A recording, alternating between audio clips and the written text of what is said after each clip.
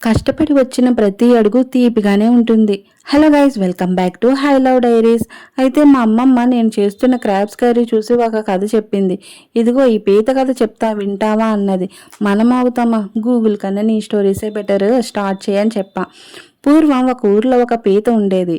అది చేపలు పట్టుకోదు, ప్రాబ్లమ్స్ పట్టుకుంటుందంట. ఆ మాటకి నేనన్నాను, పీతకు కూడా ప్రాబ్లమ్స్ ఉంటాయా అని నా ఫేస్ క్వశ్చన్ మార్క్లా పెట్టాను.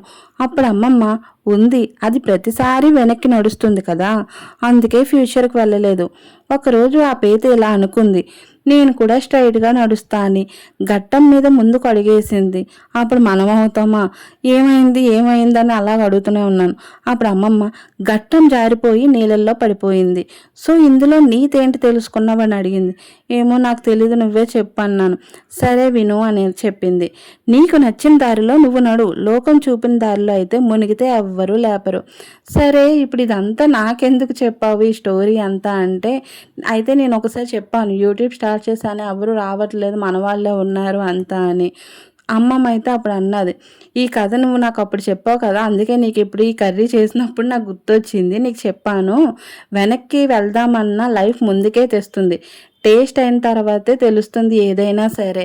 ఏదొచ్చినా సరే నీకు అది ప్రతిదీ, నువ్వు ఏం చెయ్యాలనుకున్నా సరే ఇప్పుడు నీకు బాధగానే ఉంటుంది.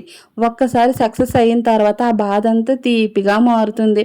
ఎప్పుడు నువ్వు ఇలా దిగాలుగా ఉండకు, జాగ్రత్తగా ఉండి మంచిగా చేస్తూ ఉంటే అన్నీ వాటంతట అవే వస్తాయి. నిన్నెవరైతే దించాలనుకుంటున్నారో వాళ్ళే ఇంకా దిగుతారు. సో నువ్వైతే ఏ పని చేసినా మధ్యలో అయితే ఆపద్దు అని చెప్పింది.